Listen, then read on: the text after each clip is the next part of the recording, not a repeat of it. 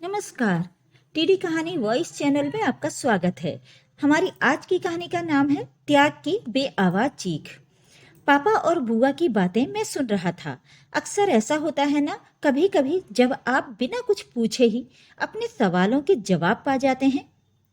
कहीं का सवाल कहीं का जवाब बनकर सामने चला आता है। नाते रिश्तेदारी की कटुता दोस्ती की कटुता से कहीं ज्यादा दुखदाई होती है, क्योंकि रिश्तेदार को हम बदल नहीं सकते, जबकि दोस्ती में ऐसी कोई मजबूरी नहीं होती। ना पसंद आए तो दोस्त को बदल दो, छोड़ दो उसे। ऐसी क्या मजबूरी कि निभाना ही पड़े। इंसान है हम, और समाज में हर तरह के इंसान से हमारा वास्ता पड़ता है। पापा बुआ को समझाते हुए बोले, जहाँ रिश्ता बन जाए वहाँ अगर कड़वाहट आ जाए तो वास्तव में बहुत तकलीफ होती है। ना तो छोड़ा जाता है और ना ही निभाया जाता है, बस एक बीच का रास्ता बच जाता है। फीकी बेजान मुस्कान लिए स्वागत करो और दिल का दरवाजा सदा के लिए बंद। अरे भाई, हमारा दिल तो प्यार के लिए है ना, जहाँ नफरत नहीं रह सकती, क्योंकि हमें भी तो जीना है ना। नफरत पालकर हम कैसे जिएं? किसी इंसान का स्वभाव यदि सामने वाले को नंगा करना ही है तो हम कब तक नंगा होना सह पाएंगे? बुआ के घर कोई प्रोग्राम है और उनका देवर जब तब उनके हर काम में बाधा डाल रहा है। बचपन से बुआ उसके साथ थी। माँ बनकर बुआ ने अपने देवर को पाला है। जब बुआ की शादी हुई तब उनका देवर मात्र 5 साल का था। माँ बाप नहीं थे, इसलिए जब भी बुआ मायके आती थी तो वो भी उंगली पकड़े साथ होता था। हम अक्सर सोचते थे कि बुआ तो नई ब्याही लगती ही नहीं, शादी होते ही वो एकदम से सयानी सी लगने लगी हैं। मैं तब 7-8 साल का था जब बुआ की शादी हुई थी। अक्सर माँ की बुआ से बातचीत कानों में पड़ जाती थी। सजा संवरा तो कर देविका, तू तो नई ब्याही लगती ही नहीं। इतना बड़ा बच्चा साथ चले तो क्या नई ब्याही बनकर चलना अच्छा लगता है भाभी? सभी राजू को मेरा बच्चा समझते हैं। क्या 5 साल के बच्चे की माँ दुल्हन की तरह सजती है? मात्र 20 साल की मेरी बुआ मंडप से उठते ही 5 साल के जिस बच्चे की माँ बन चुकी थी, वही बच्चा आज बात बेबात बुआ का मन दुखा रहा है, जिस पर वो परेशान है। बुआ के बेटे की शादी थी। बुआ न्योता देने गई थी, जिस पर उसने रुला दिया था। आज याद आई मेरी। कल ही तो कार्ड छपकर आए हैं। आज मैं आ भी गई, कुछ सलाह मशविरा तक नहीं। मुझसे बातचीत करने से पहले कार्ड तक छप गए और मुझे पता तक नहीं कि बारात का इंतजाम कहाँ है और लड़की काम क्या करती है। बुआ हैरान परेशान रह गई। इस तरह के व्यवहार की नहीं सोची थी। बुआ कुछ कार्ड साथ भी ले गई थी, देवर के मित्रों और रिश्तेदारों के लिए। रहने दो भाभी, बेइज्जती करती हो और न्योता भी देने चली आई। ना मैं आऊंगा और ना ही मेरे ससुराल वाले। कोई नहीं आएगा तुम्हारे घर पर। तुमने हमारे रिश्तेदारों की बेइज्जती की है, पहले जाकर उनसे माफी मांगो। बेइज्जती की है मैंने? लेकिन कब? किसकी बेइज्जती की है मैंने? भाभी, तुमने अपने बेटे का रिश्ता करने से पहले हमसे नहीं पूछा, मेरे ससुराल वालों से नहीं पूछा। मेरे घर में क्या होगा उसका फैसला क्या तुम्हारे ससुराल वाले करेंगे या तुम करोगे? हम लड़की देखने गए, पसंद आई, हमने उसके हाथ पर शगुन रख दिया। 15 दिन में ही शादी हो रही है। तुम्हारे भैया और मैं अकेले किसी तरह पूरा इंतजाम कर रहे हैं। अमित को छुट्टी नहीं मिली, वो सिर्फ 2 दिन पहले आएगा। अब हम तुम्हारे ससुराल वालों से माफी मांगने कब जाएं और क्यों जाएं? भाभी, तुम लोग जरा भी दुनियादारी नहीं समझते। तुमने अपने घर का मुहूर्त किया, वहां भी मेरे ससुराल वालों को नहीं बुलाया। वहां तो किसी को भी नहीं बुलाया था। तुम भी तो वहीं थे, सिर्फ घर के लोग थे और हमने पूजा कर ली थी। फिर उस बात को तो आज 2 साल हो गए हैं। आज याद आया तुम्हें गिला शिकवा करने का, जब मैं तुम्हें शादी का न्योता देने आई हूँ।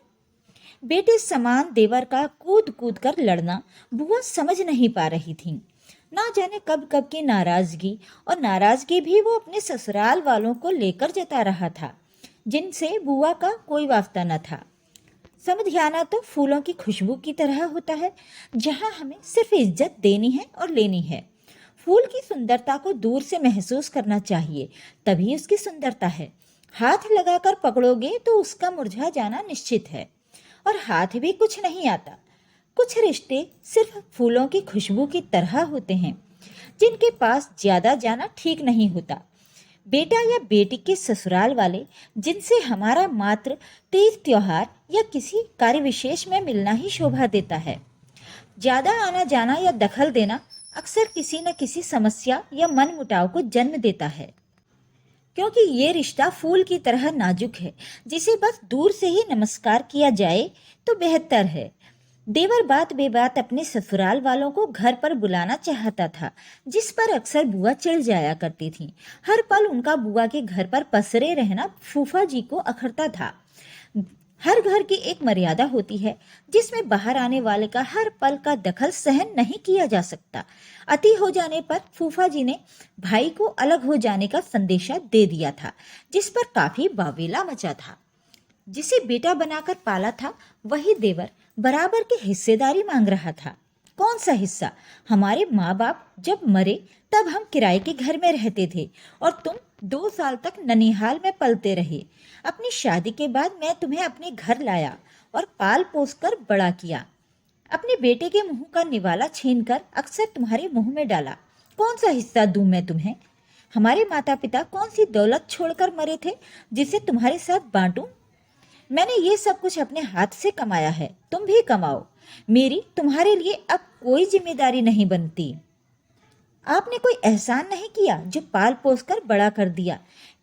मैंने जो किया वो एहसान नहीं था, और अब जो तुम करने को कह रहे हो उसकी मैं जरूरत नहीं समझता। हमें माफ करो और जाओ यहाँ से, हमें चैन से जीने दो। फूफा जी ने जो उस दिन हाथ जोड़े उन्हीं पर अड़े रहे। मन ही मर गया उनका। क्या करते वो अपने भाई का? ये कल का बच्चा ऐसी बकवास कर गया। आखिर क्या कमी रखी मैंने? न लाता ननिहाल से तो कोई मेरा क्या बिगाड़ लेता। पलता वहीं मामा के परिवार का नौकर बनकर। आज इज्जत से जीने लायक बन गया तो मेरे ही सिर पर सवार। हद होती है बेशर्मी की। वो अलग घर में चला गया था, लेकिन मौके बेमौके उसने जहर उगलना नहीं छोड़ा था। बुआ के बेटे की शादी का नेग उसने उठाकर घर के बाहर फेंक दिया था। बीमार हो गई थी बुआ। क्या हो गया है इस लड़के की बुद्धि को? हमारा ही दुश्मन बना बैठा है। हमने क्या नुकसान कर दिया इसका? इज्जत के सिवा और क्या चाहते हैं इससे?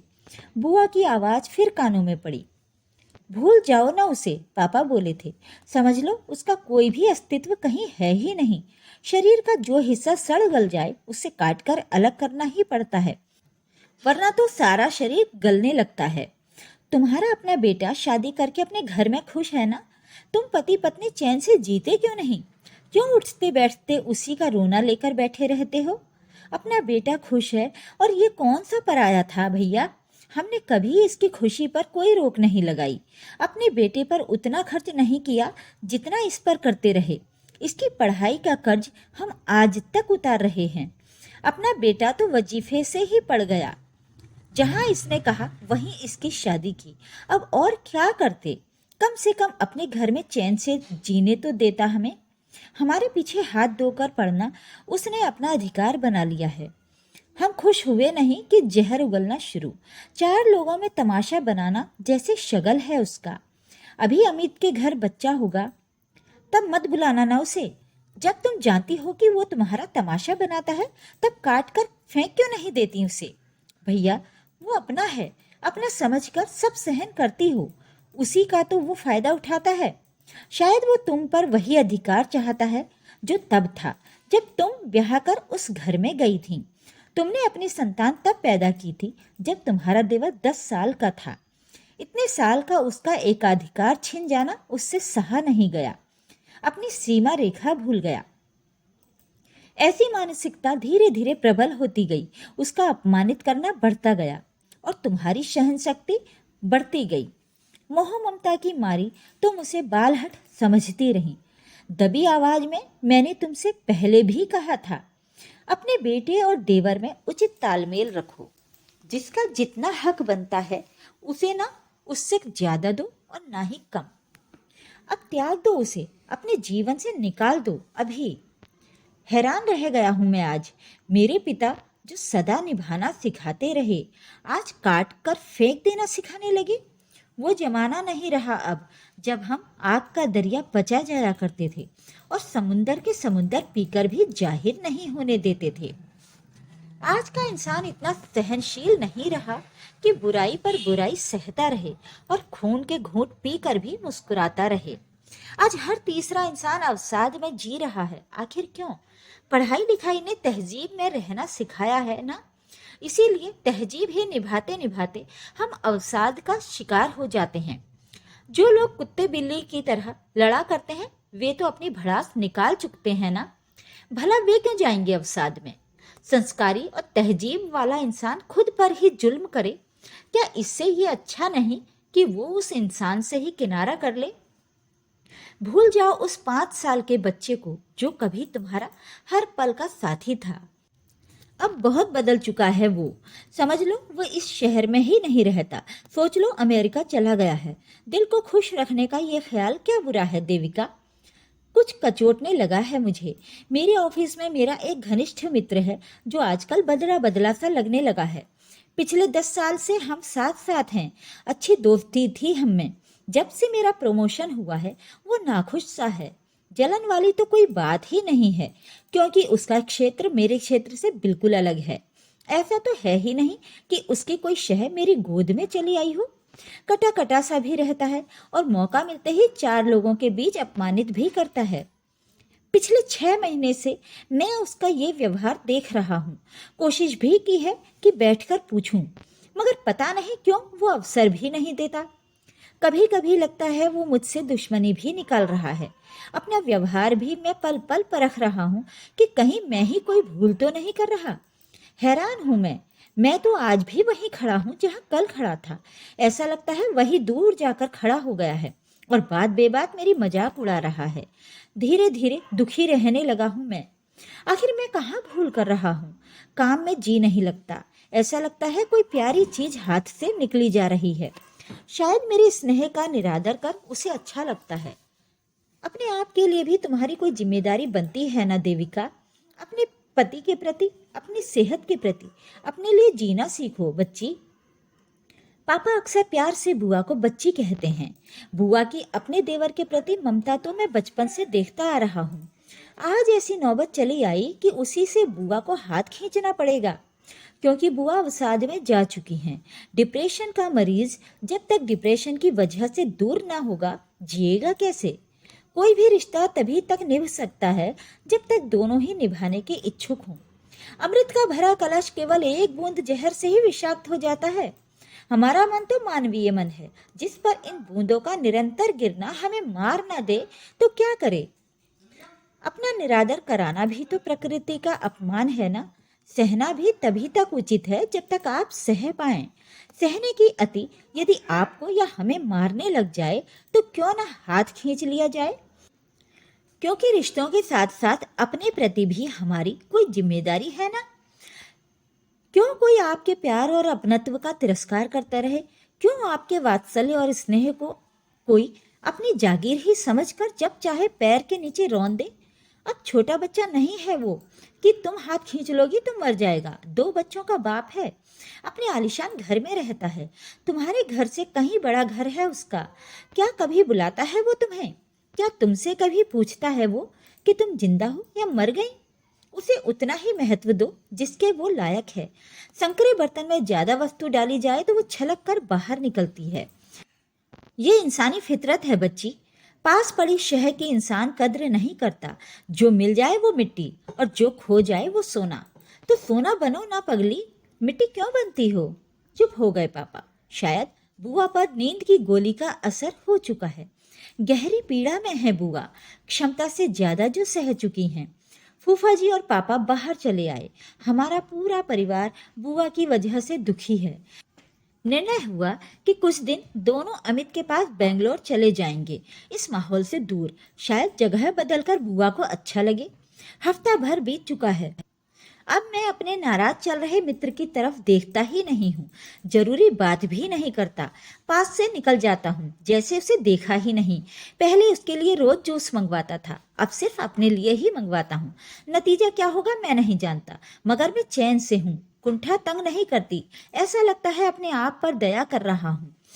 क्या करूं, मेरे लिए भी तो मेरी कोई जिम्मेदारी बनती है ना। पापा सच ही तो कह रहे थे, किसी के लिए मिट्टी भी क्यों बना जाए, सहज उपलब्ध होकर क्यों अपना मान घटाया जाए। आखिर हमारे आत्मसम्मान के प्रति भी हमारी कोई जिम्मेदारी बनती है कि नहीं। अगर आज की कहानी आपको पसंद आई तो वीडियो को लाइक, शेयर और कमेंट कीजिए। ऐसी ही पारिवारिक और दिल को छू लेने वाली कहानियां सुनने के लिए मेरे चैनल को सब्सक्राइब कर लीजिए। धन्यवाद।